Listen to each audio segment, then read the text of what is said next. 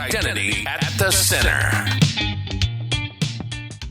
Welcome to the Identity at the Center podcast. I'm Jeff, and that's Jim. Hey, Jim. Hey, Jeff, how are you?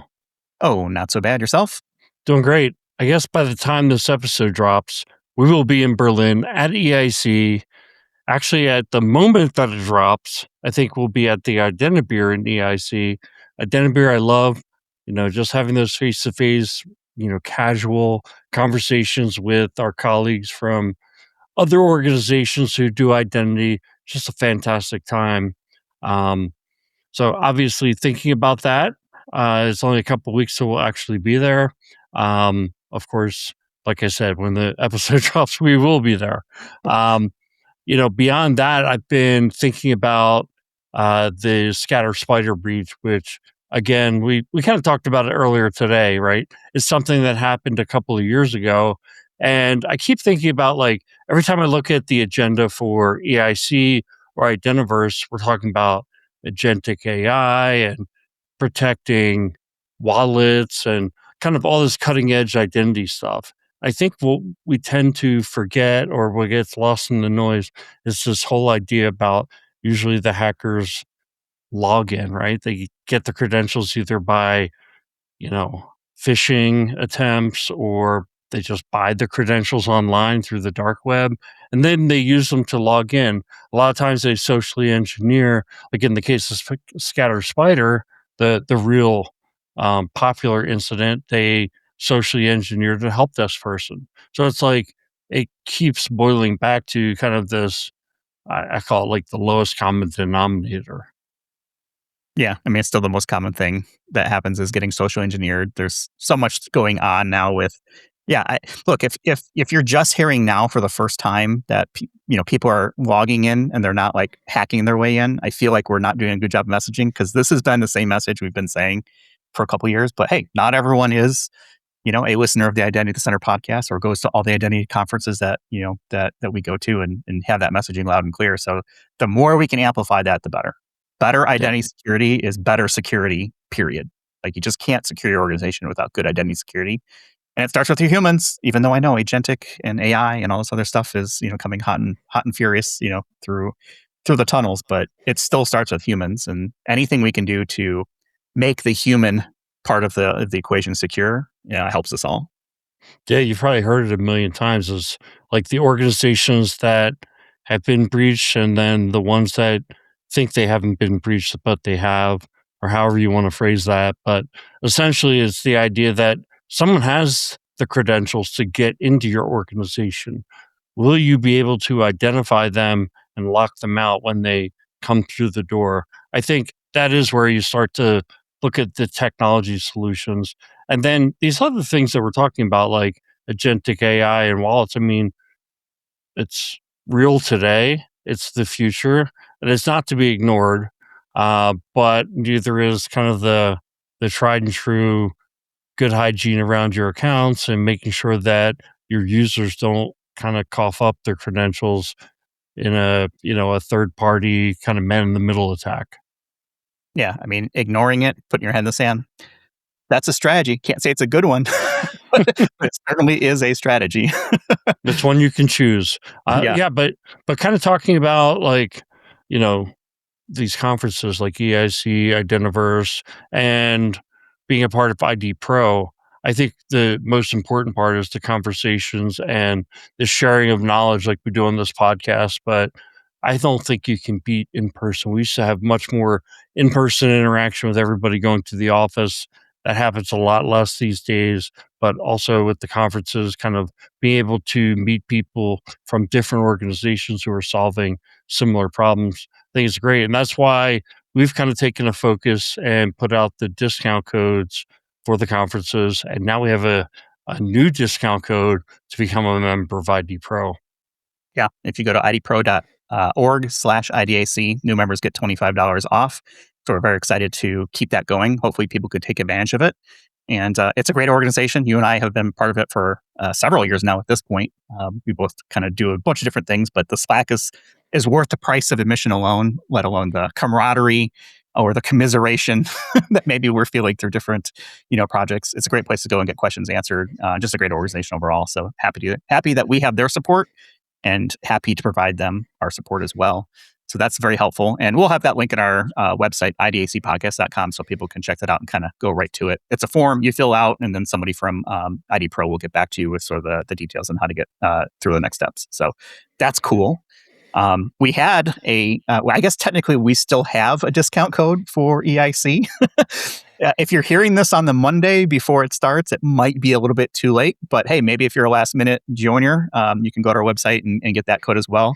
We've got one for Identiverse taking place in a couple weeks. That one's 30% off. I don't think there's a better discount than that. I think it's better than everything else out there. So hopefully people take advantage of that.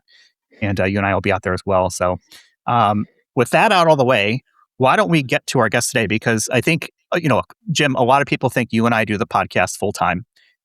That is not the truth. That is our night and weekend job.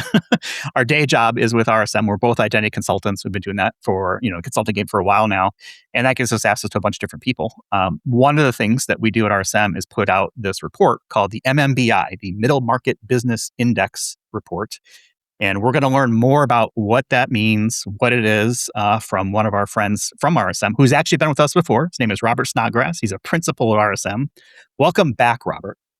Yeah, great to be back. I guess I can say now, long-time listener, second-time caller.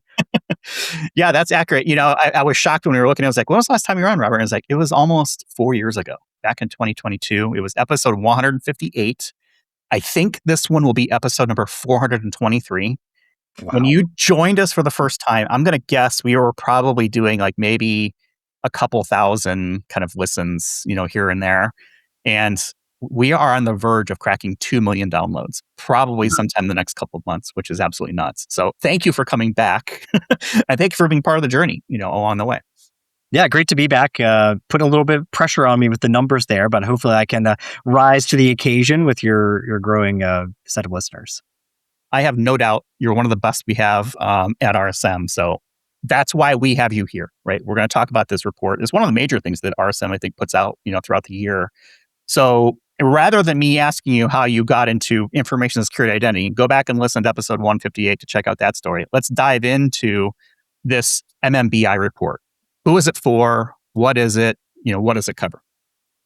Wow, coming at me with 3 questions out of the gate. I thought this is I was going to get a warm-up lap here before we started. What is the MMBI, or the Middle Market Business Index? So I'll start with what we saw as the gap. Why did we go down this path? There's a lot of ink out there that focuses on economic factors and cybersecurity positioning for the Fortune 1000s of the world.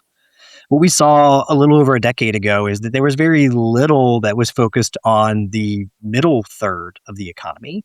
And we felt that there was a need to really build a composite of the indicators, both from an economic perspective, hiring, and outlook. But we also saw there was a need for special topics, areas that would be of interest for the board. And starting back in 2015, we created a version of that focused on cybersecurity.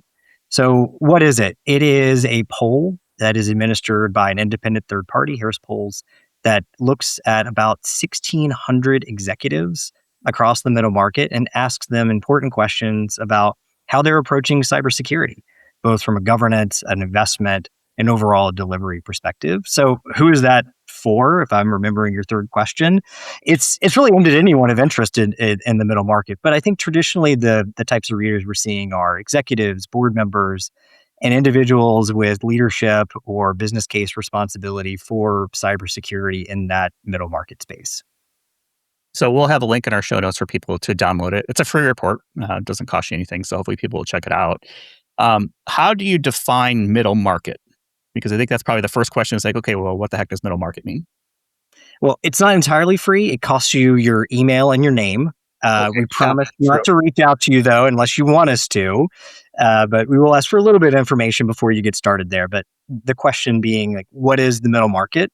And it's a really good question. And in fact, it's a question we revisited this year, because what we saw is that when we started this process around what is the middle market, we used a definition from actually 2011 that looked at organizations that were between 10 million and 1 billion in size. And what we felt is that that wasn't really representative of the now approximately $46 trillion US economy.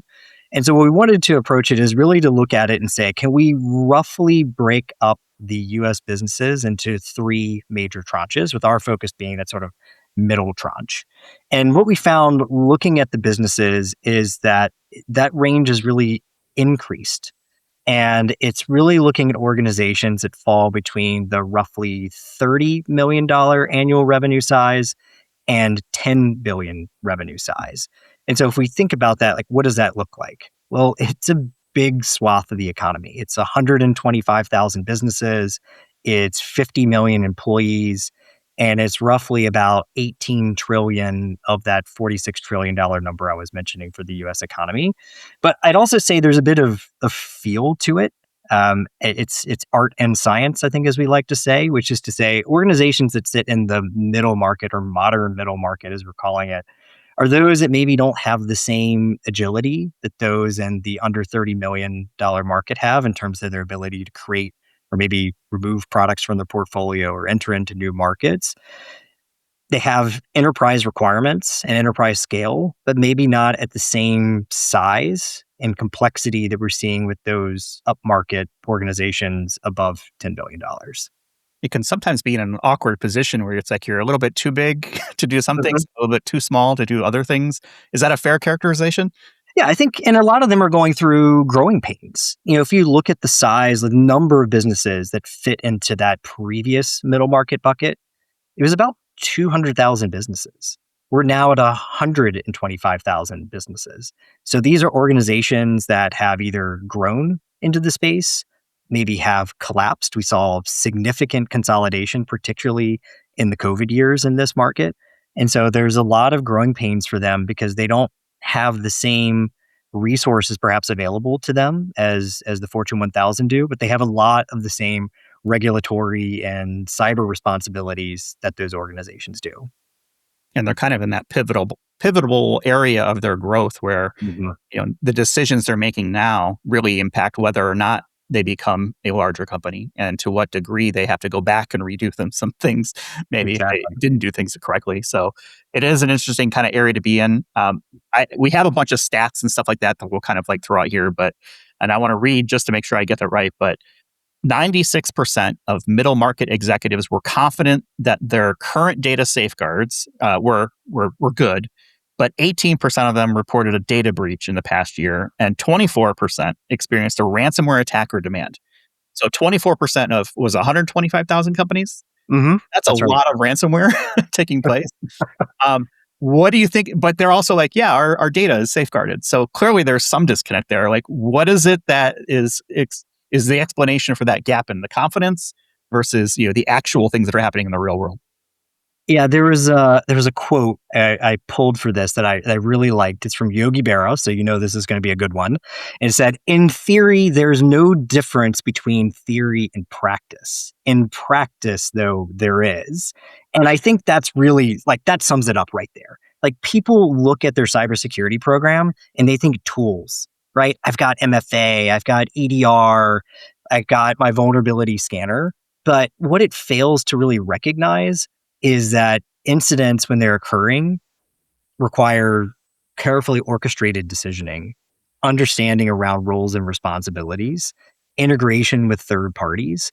And unless you've really rehearsed and practiced that in a real way, it's not until you're in the moment that you realize that perhaps you are overconfident. I think the other piece to that as well is cybersecurity, as I'm sure you two know and all the listeners know, is very much a beneath the surface issue. I've been doing this for over 20 years and no one has ever walked up to me at the end of the day and said, "Robert, cybersecurity today was incredible.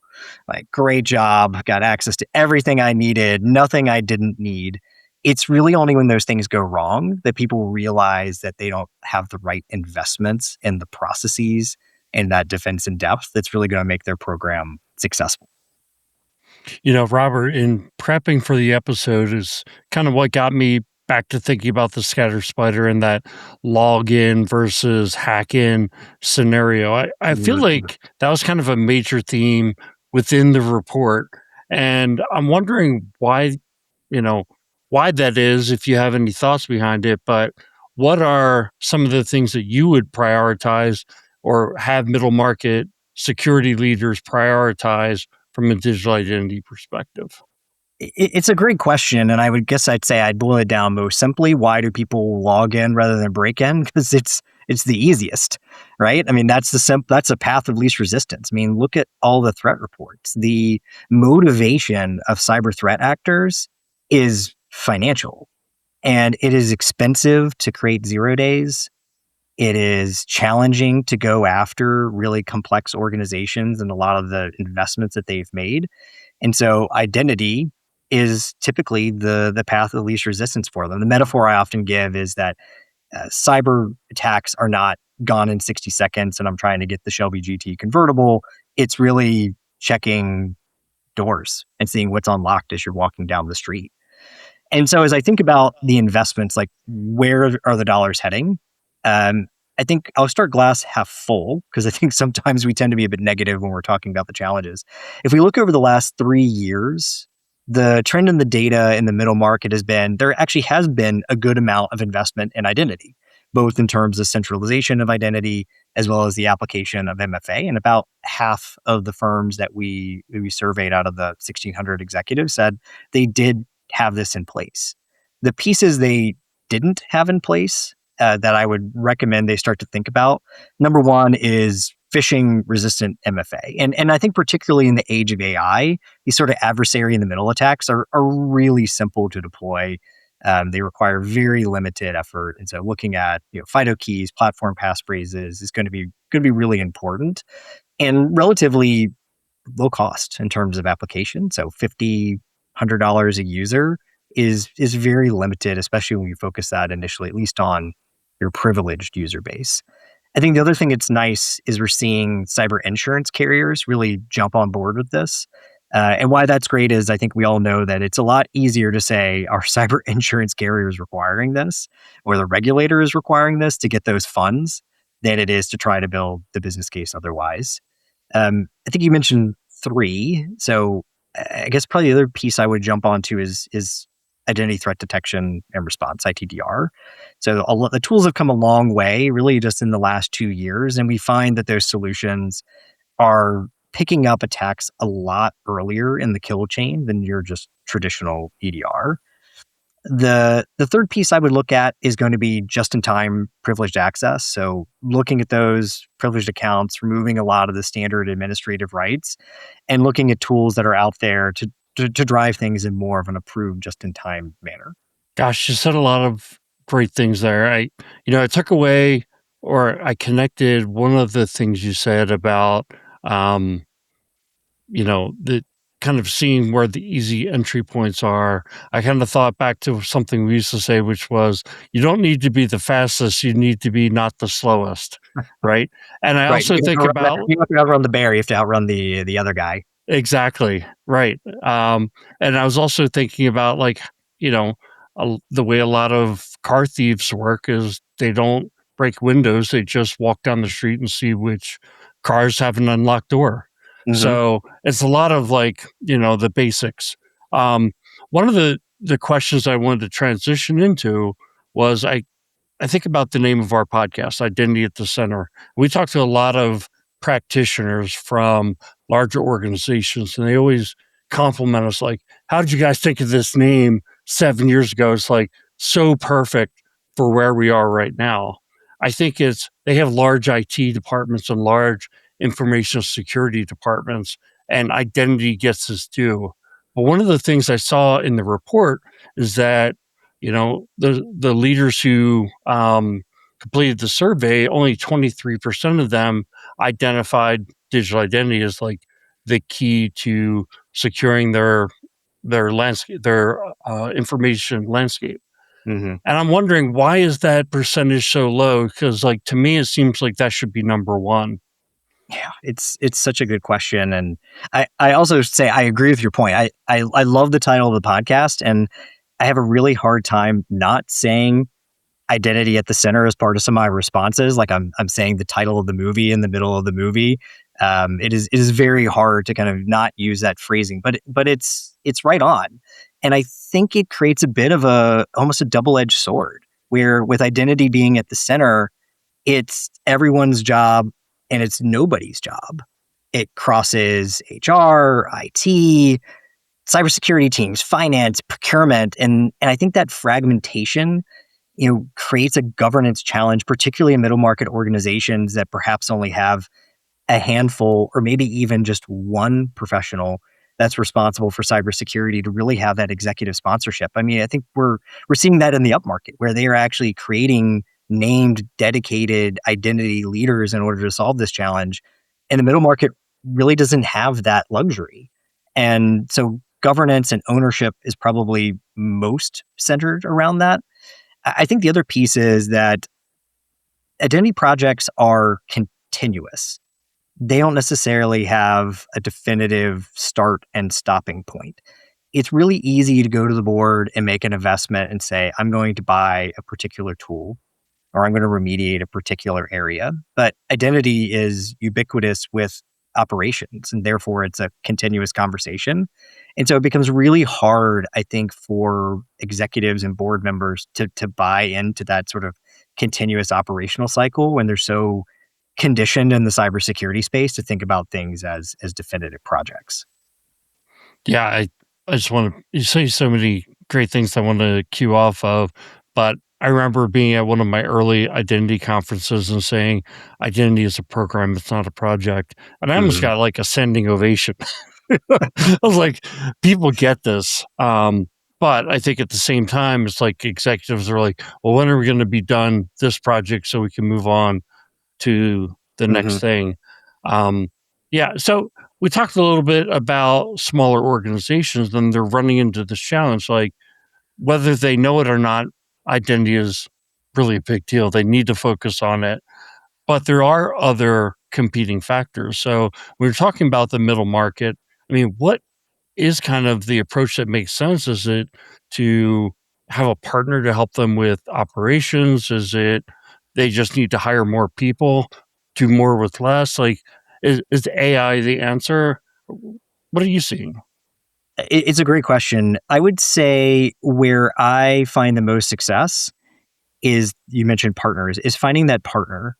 And the best place to start is to look at what are the major digital or transformation related initiatives that are occurring, because identity is going to be a key enabler to that.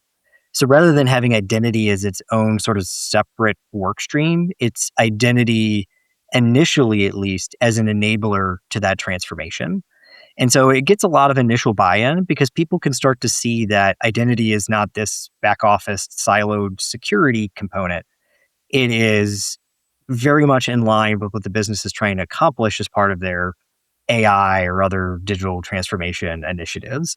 That also deals with one of those challenges up front that we're seeing, which is that the first year is typically a really significant investment. And it's not always necessarily easy to quantify the value you're getting out of year one. It's really not until probably year 2 or 3 that you're really seeing those returns. And so by working with the business leader that owns one of these transformation areas, you become more of the sub bullet underneath of that success, an enabler to that success, than needing to necessarily stand on your own. And then once you get that cycle under your belt, that's where you'll have enough of a foundation where you've got your sort of your piping and your patterns. And now it's about building the scale out to the business. And that's a lot easier, I think, to sell to an executive audience than that first year or two where you're making very significant investments and it's not always necessarily clear what the business is getting out of those. So that idea of partnership, I think it's probably good to just clarify, right? We're talking like not external partners, although that certainly is part of it, but what you're referring to is internal partners, right? How do you connect 100%. the dots? Identity is kind of like the force. Sometimes you can see it, sometimes you can't. Sometimes you got a lightsaber, sometimes you don't. But it's always there, whether or not whether or not you're tapping into it. And so, there's an opportunity there for identity people to tap into other parts of the organization to help them, move forward their goals. And help other parts of the business, right? I mean, it is a digital enabler, as we say in the biz. But there's so much that you could be doing to partner with it. HR, help desk, customer type stuff, like all of these things are touching it. And so why not, try to join forces with somebody else who's also trying to probably get something done. Is that fair? Yeah, I think that summarizes it beautifully. And while I'd love the answer to every question to be external partnership, because I'm extremely biased in that regard, this starts with internal partnership. And again, showing people that identity is very much that sort of common thread to the business and not a back office cyber specific function. So one of the things that kind of shows up as a theme throughout, which color me shocked in the year 2026, is, hey, AI has made an impact, both from an offensive standpoint, but also from a defensive standpoint. And I think we're in that era now of offensive AI versus defensive AI, and the humans kind of in the middle trying to figure out what's left over past that. Where is it that you see, AI most likely to really kind of impact where things are going right and wrong? Maybe it's governance, maybe it's shadow AI, maybe it's data leaks. We have all kinds of names for it. I'll call it just non-human identities as sort of like a general catch-all. Some people might call it workload identities. In the same context, we're talking about the same thing. It's not a human identity that's doing the thing. It's something else. Like, where is it that you see things going wrong the most? Yeah, I guess we have to start with maybe the state of the union as it relates to AI. And I again wanted to sound really smart here, so I pulled a quote from a great scientist, Dr. Ian Malcolm of Jurassic Park fame, and he said scientists were so preoccupied with whether they could, they didn't stop to think if they should. By the way, I dreamed my entire childhood of being a chaotician or chaos theory specialist. Until I realized that wasn't really a thing, but it always stuck with me. I was always very impressed with Ian Malcolm, but I think that really summarizes the state of where AI is today. Organizations are out there looking for value and taking on cases that maybe necessarily hadn't really thought through what the risk implications are. And so where do I see the risk coming up? Well, the risks most immediately coming up are through shadow AI. Why? Because there's really very limited governance around looking at employees and the type of data that you're putting into solutions. People can go out generally and download their own version of Claude, take company information and put it in there to create a PowerPoint without necessarily thinking about the data loss associated with that. One of my fellows here, Steve Kane, he talked about it as potential instant data loss, right? Data, being exfiltrated and being used to train external models that can then be data represented back to your competitors. But I think the more challenging issue, frankly, is less that, and it's the non-human identity piece, because that's the piece I think is going to be extremely hard to unravel architecturally in the future. And it reminds me a little bit at a smaller scale of service accounts and the challenges that we had with APIs as those initially launched architecturally. People were giving them unlimited rights. There was very limited controls around creating these accounts, and we saw this huge permeation of service accounts across the organizations with wide-reaching access. This is the same, but multiplied tenfold, because it's a lot easier. It's a lot more challenging, I should say, to unwind those from human identities. And so because of that, I think that we are at least asking the question as organizations are creating non-human identities to say, can we assign at least a human owner to every non-human identity account? And so that does two things. One is it creates a bit of accountability for someone to raise their hand and say, well, wait a second, do we really need another non-human identity account?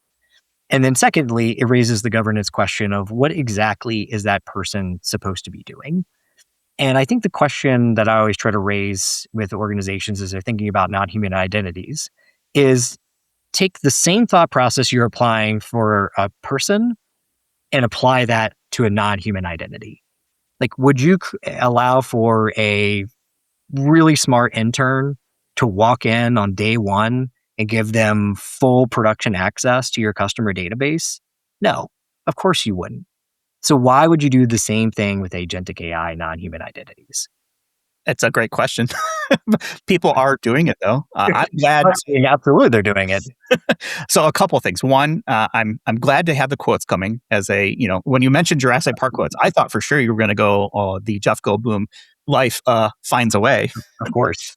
So I'll throw that one out there because life is finding a way. They are finding their way into other AIs, whether it's a human doing it, whether it's at some point non-humans, right? AIs and things like that are going to start to find their way around things. You started to talk there about really how do you govern those digital workers, right? And I think that's where we're at now. We're seeing big bets in the market, some from very large players that are now trying to come up with a way to say, okay, not only is your business comprised of humans, but also non-humans. And so you're seeing some very large organizations say, okay, we need to treat our digital workers more like a human than maybe traditionally where they were more of a service account and it was a very predictable behavior. Mm-hmm. Now AI, and especially in the generative world, can think, I'll put in quotation marks, I'm not sure if we call it that or not, process maybe, the different avenues, and their behavior is much closer to a human identity than it is to a service account. I'm curious, does that resonate with what you were hearing and seeing throughout this report and in your travels? Yeah, I think it's a huge question mark. And I think even with some of the initial information we're seeing on solutions like Mythos and some of the concerns that around these autonomous penetration testing tools, it's really hard to make the determination as we're looking at the logs and the behavior of a security solution that's attempting to play defense and help you secure the environment, and what a threat actor actually may be doing in the environment. I think the same thing applies with these agents as well. And to really understand this, we have to think about the scale of it, right? CyberArk said that your non-human identities to human identities is now 45-1. Can you imagine walking into your executive audience and all the investments you made in identity and say, hey, we've had a great year. I've covered 2% of our user population with all of our investments, right? They'd throw you out of the room, right? So the same thing has to apply as we think about non-human identities. But the way that it's approached is going to be really different. And we have to think about that architecturally now as these solutions get stood up. Because as I was mentioning before, it's going to be extremely hard to unwind these changes later. You bring up a good point there. And I think this is not a problem. This is not a new problem. When we talk about agentic and AI, right, these types of accounts have existed for a long time. They've been known as service accounts, as APIs. Before that, there was probably a master punch card that people would type punch into the machine to do stuff. So this is not a new problem. The new spin on it, though, is speed with which these things are developing, the scale. And when you combine both of those, that's where you end up in a scenario where it is 45-1. Pretty soon, it's probably going to be 100-1. I'm sure there's reports all over the place that are kind of having different numbers, but they all are basically saying the same thing. It's that non-human identities are vastly going to outnumber human identities. Yeah, and I think that you touched on this, but the automation behind that, because when you're hiring someone, there's an interview process, there's HR onboarding, and there's this really long lead time to bring folks into the organization. Non-human identities are being spun up and taken down all the time. And so the need to do that in an automated way, the need to establish guardrails and to actually validate those guardrails, the identity federation, the signed certificates, the secret rotation, like that has to work at machine speed, not human speed to be successful. I think there's such a balancing act here because if you lock things down too much, then you're not going to get the benefits that AI can bring you, right? Mhm. So you have to find that right level where you don't say, "Hey, everybody has full access," and that puts your organization at tremendous risk. But you can't also say, "Hey, we don't trust our employees at all, and they can't use these AI tools, and we're just going to put our head in the sand." Yeah, I think that's 100% right. It is a balancing act, and well before I was a cybersecurity consultant, I worked at the Target Distribution Center, and I was fascinated by the orchestration that it takes to move product at that kind of retail speed. And one of the things that I often think about as I think about like secure SDLCs and other cycles is they used to have these scanners. So boxes would go down the line and scanners would constantly look at them. And what they were looking for was abnormalities. They had set the guardrails, and then the scanners would identify boxes that maybe were the wrong size or wrong shape or appeared to be damaged, and they would kick those out to the side for evaluation. And I think that's really the expectation that we're talking about here. It's not going back to the Department of No, right? It's about setting the guardrails and empowering people with the expectations to understand what is approved and shouldn't require further discussion, and what are those areas that do require further discussion. And so much like brakes in a F1 car, they're not there necessarily to impede your progress. They're there to actually help you go faster, but to do so in a safe way. One of the things that maybe it's just a base assumption is that companies are spending more and more on cybersecurity. Though I do remember being at a conference and hearing that there's like a cybersecurity poverty line. So there's certain Mhm. organizations who spend less than the poverty line. They're those slow ones that the bears are going to go after. Um, but I think that assumption that I hold of companies are spending more and more every year was something that I found was challenged in the report, that a lot of the middle market companies are, a lot fewer of them are seeing increases to their budgets. And Mhm. I guess number one, I'd ask, do you have any insights in terms of why, or what are your thoughts in terms of why? And then what should those companies do if you're a cybersecurity leader and you have to just live with the budget that you're given? What are some of the tricks that you would recommend to them? I agree with the sentiment of the report. I would say in the middle market, we are generally seeing that cybersecurity spend is flat or down. The why behind that to me is economic in nature. And I would say it really boils down to the fact that the cost of capital is higher in the last 18 months than it's been in the preceding 5 years before it. So when you could get a loan at 3%, that is a lot easier pitch than one at 6.5. And so because of that, people are looking at the investments they're making with their capital in a much different way. And so some of the things that we're seeing are really interesting. So part of it is organizations are then looking at the return on their capital and saying, how can I look at IT and how can I look at cybersecurity as a revenue driver? So organizations that were maybe traditional manufacturing and made investments in IT from more of a back office perspective are now asking those same teams to be part of digital product creation. How can I layer digital insights, reporting, metrics as part of my traditionally physical products?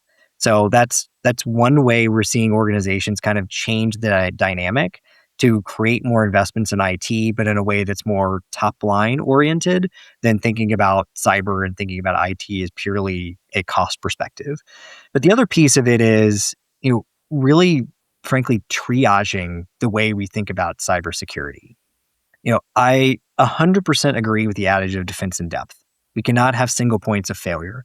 But what it's created, I think, is confusion in the marketplace on which are the controls that add the most value in terms of actually disrupting the kill chain. And so the first filter is going to be to really look hard at the investments you're making and saying, does this really drive to sort of the key areas that I'm going to actually stop cyber attacks? Policy, procedures, committees are important, but a piece of paper has never stopped a cyber event. So, looking hard at things like EDR, phishing resistant MFA, patching processes, these are the areas when we're thinking about what are the actual attacks that are occurring. Well, they're focusing on things like credential stuffing and vulnerability exploits as the way to drive against those. So, that has to be the first lens that you're looking at this through. I think another way that we're seeing organizations look at this through is understanding where there's external pressures that are going to drive some of that discipline. I mentioned cyber insurance providers before, but they certainly drive, I think, a lot of the conversation because there's a definitive cost implication of not being able to address the full underwriting form. And so understanding what the return on those dollars is important. And then secondly, I think it's understanding, what's happening in the geographic markets that you're in. It is no surprise, I think, to anyone, the EU continues to add significant regulation in the cybersecurity, AI, data sovereignty space. Think about the EU AI Act that's coming into full force here shortly, Radio Equipment Directive that covers IoT devices, the Cyber Resiliency Act, NIS2 directive. There's a lot of things that are happening here that have direct implications on organizations' ability to enter and sell into those markets, that it's not a matter of it's a nice to have, it's a matter of a business imperative. So bringing those pieces forward and being, maybe a bit more of that sort of triage physician, plus understanding where you're being a top line driver, like those are really coming together, we're seeing, to drive these business cases for continued investment. I love it when Robert gets passionate because he starts kicking the table. He's clearly on a soapbox. He's like, stand back, hold this. I have something to say, which is awesome. I want to ask you a side question. It really wasn't kind of one of the things that we were originally going to talk about, but we started talking about budget. And one of the questions that, people always ask consultants, and I get this a lot too, is how much should I be spending on X, right? What percentage of my revenue or budget or whatever should be allocated to like IT versus IAM or security at large? I don't want to put you in a spot because I don't want to get the consultant, it depends answer. But I do want to read something from the report and just see if you've got a comment on it. And so I'm going to read this. The share of companies allocating 16 to 20% of their IT budgets to cybersecurity more than tripled from the prior year, rising from 4% to 13%. While those allocating more than 20% doubled from 2% to 4%. So that's telling me that IT budgets are growing.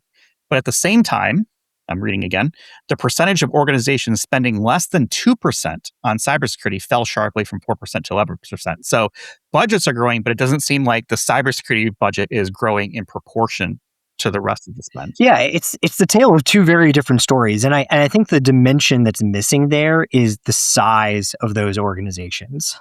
And so what we're seeing is those that have a mission that's been a bit more traditionally aligned with cyber regulations, those that have more significant digital products, and those that are on the upper end of that 30 million to 10 billion, which is a wide range, right? We're seeing them spend more. Why? To my point from earlier, it has to do with the fact that they see IT and cybersecurity as a revenue generator. It is a top line driver, not a cost center. On the flip side, organizations that are the opposite of that, right? Less digital dependency, less traditionally regulated, lower end of that sort of 30 million to $10 billion range, they're taking a really hard look at their spend. And cyber is an easy cut because it has no, at least initial, impact as they think about their P&L. It certainly has beneath the surface tech debt assigned to it, but that is hard to quantify and typically not on the board agenda.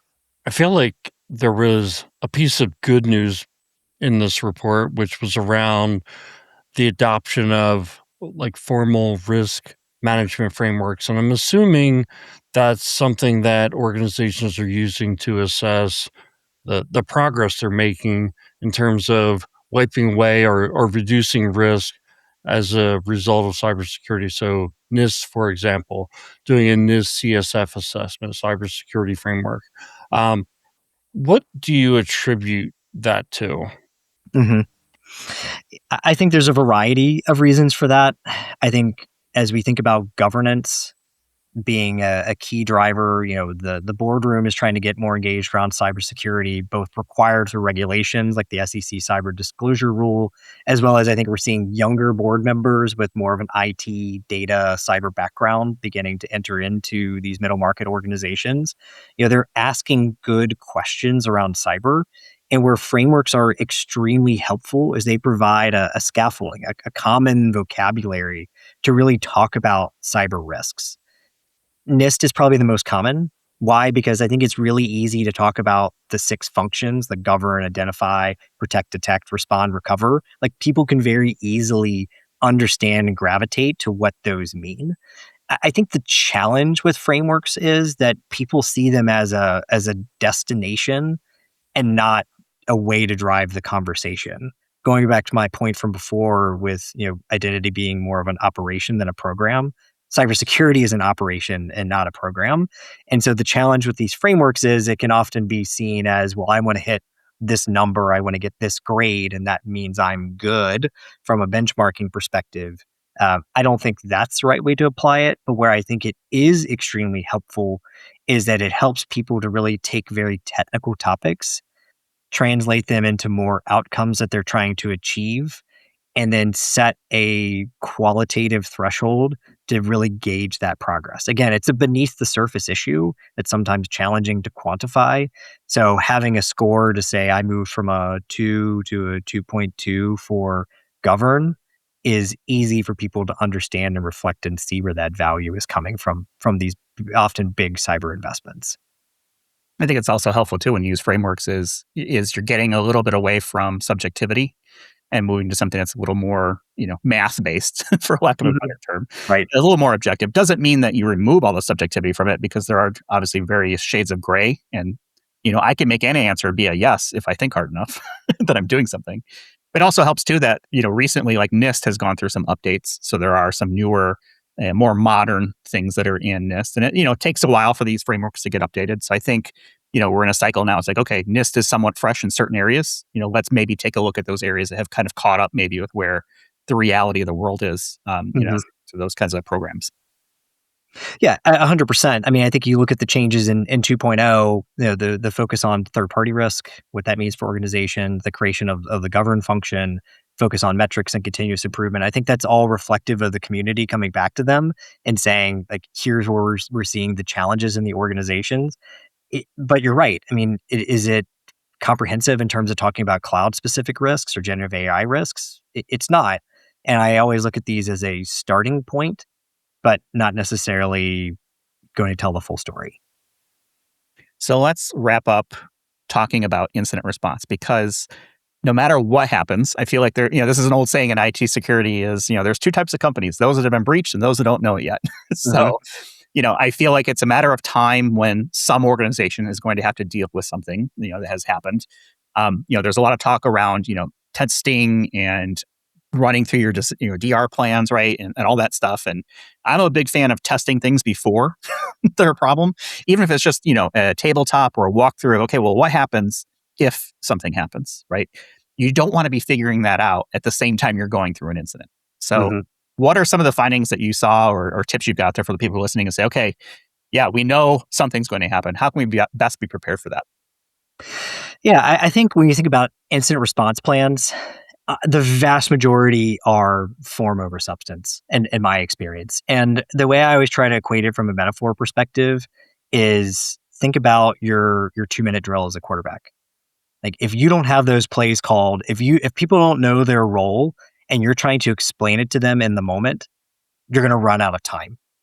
And I worked with an organization and we identified relatively early on that there was an active ransomware event. And we were trying to make a decision on who had the authority to actually turn off the originating web application server, which was responsible for hosting the primary customer facing website. We spent about 2 hours having that conversation, at which point the decision was made for us because the environment suffered almost a complete ransomware event. So having that predefined set of decision authority and rights is probably first and foremost. People have to know their role, people have to know the decisions they can make, and they have to, going back to our point before, be thinking at machine speed and not typical bureaucracy. Another element to that is this is not most people's day job, but it is some people's day job. And so having firms on call that specialize in this, that can advise you in the moment, and having a pre-built retainer that you've worked with procurement to go through is extremely important. You're not going to be able to put this out to RFP in the moment. You've got to be ready to respond again at that machine speed. Think less than 24 hours, not 24 weeks. A couple other things that I often run into with these plans is they make a lot of assumptions around what people know around the asset inventory. Like what's important, what's not, what can talk to what and what's not. And I think the first question I must always run into in these incidents is what does this mean? Right? How bad is it? It's like, well, I don't know what the asset does. I don't know what the asset has. I don't know what the asset can talk to. And so being able to answer that question without having to call 10 people is going to be really important. And then the last piece I'll mention is, most frameworks, and NIST is one, CIS is others, have tabletops in there. And I think most organizations perform tabletops. My experience is that they're way too easy. They're a mechanism to get people in the room. Everyone pats themselves on the back at the end and go, oh, that was a really nice exercise. If you're not at least somewhat emotionally upset by the end of the tabletop exercise after you've done one or two of these, you didn't do it right. Because the reality of real incidents is every decision you make is imperfect, at least based on imperfect information, and requires real trade offs. So, going back to my example from before, I can choose operational shutdown and save the network.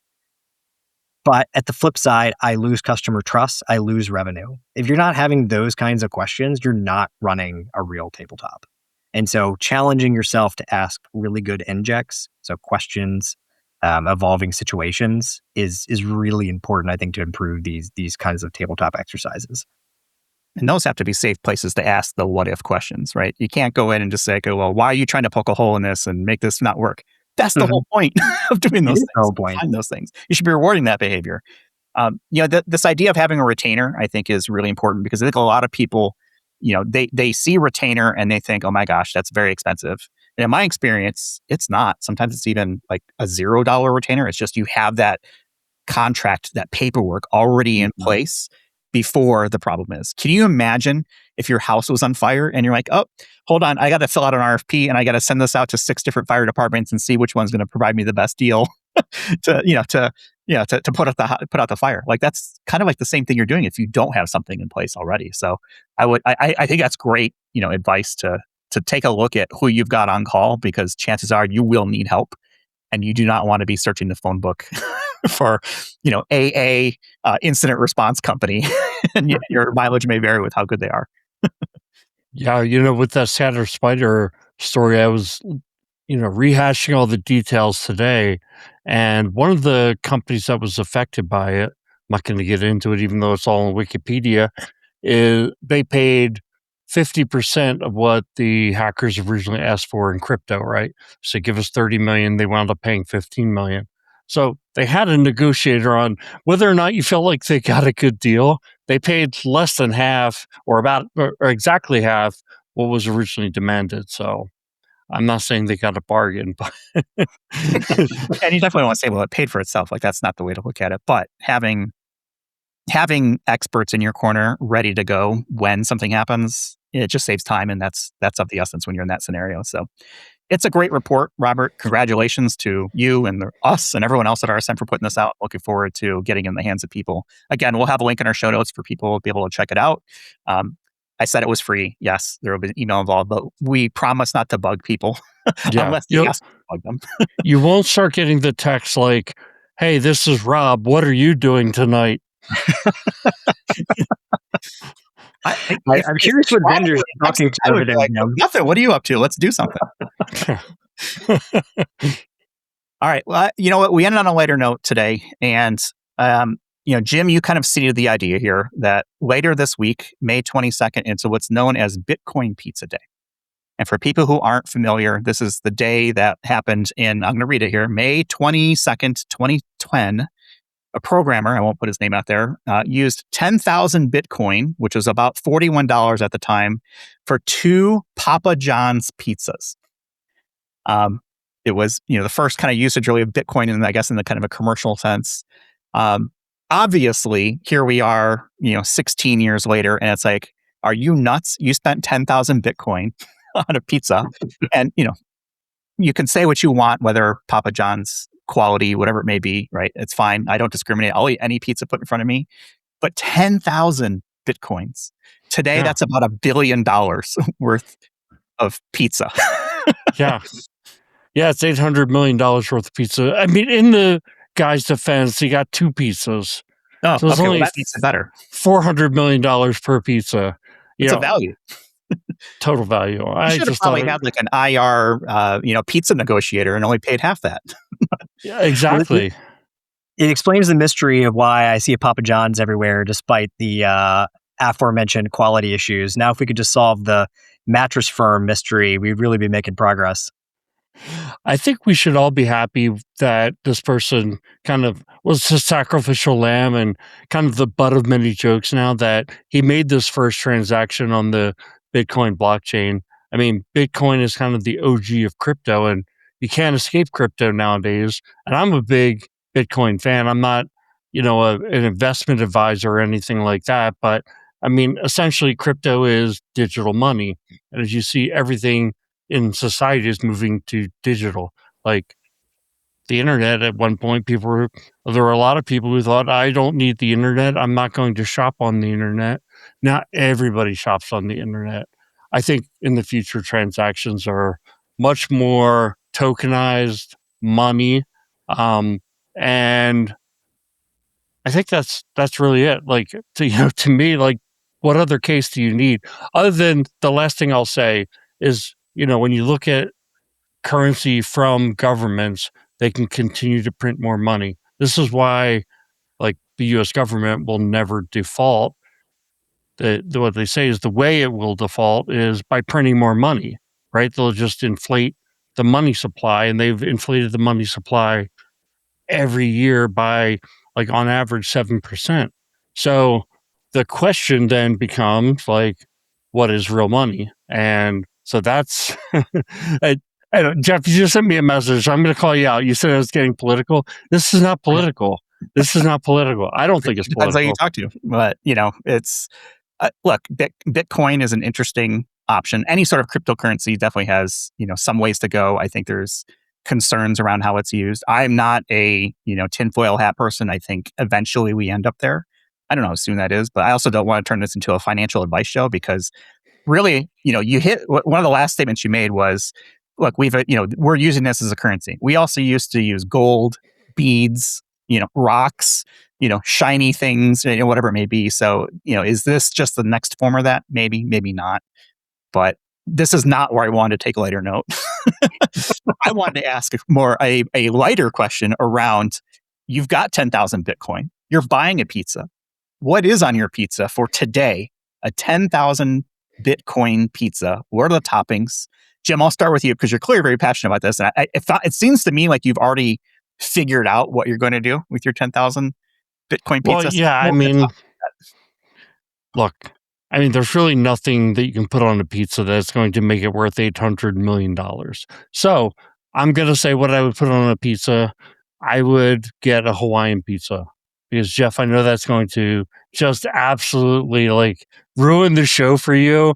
You probably won't even publish this episode. And we've got audio and video gold from Robert Snodgrass coming on the show, giving, hundreds of dollars worth of, advice. And you're going to ruin it just because I said Hawaiian pizza is the best. Well, I'm just going to use AI to make you say something, better than Hawaiian pizza. I mean, so for people who aren't watching this and they probably won't see it, like when Jim said Hawaiian pizza, at the almost the exact same time, Robert and I both shook our heads like, dude, no, come on. Hawaiian pizza, 10,000 Bitcoin. Like, now if you had said Hawaii, actually the islands on top of a pizza, okay, now we're talking. Like, that's where my head is going, is like, okay, well, how do you make a 10,000 Bitcoin pizza? Put 11,000 Bitcoins on top of it. Now you're making some money on that pizza. There you go. I thought this wasn't a financial advice show. It feels like that's the trend we're heading. What's on your pizza, Robert? 10,000 Bitcoins. You got $1 billion. What are you going to put on it? Oh, man. You know what? Just to cancel out Jim's horrible Hawaiian pizza comment, I feel like I have to put real toppings on my pizza because I feel like you're honestly trolling us with that comment, Jim. And I'm worried about your now 2 million downloads. Like, if your streaming service is going to actually reduce those just based purely on that comment. I love pizza. And so I would say I would first start by adding the home of pizza, which is Italy, which is just one of the most fantastic countries to travel to for the most amazing, I would say, Neapolitan pizza. So heading out to Napoli in my great Italian accent there. You can hopefully change that out with AI. And then from a topping perspective, you got to go light red sauce, a little bit of pecorino and mozzarella, maybe some, I'd say, sausage on there. And if you go white sauce, got to go prosciutto. So you're kind of where I was thinking. I was thinking, the ultimate meat lovers pizza, like, prime Wagyu, prime aged something or other, whatever it may be, like all of the finest, I'm not sure what the best bacon is, maybe some pancetta, right? Maybe all of it. Maybe each individual slice of the pizza is a different theme or style along the lines of, so I can get more toppings on there without, what I don't want to do is blow away the taste profile and be like, well, this is just meat, right? And you can't taste the differences. So maybe that is the key, is each individual slice has its own sort of, mix.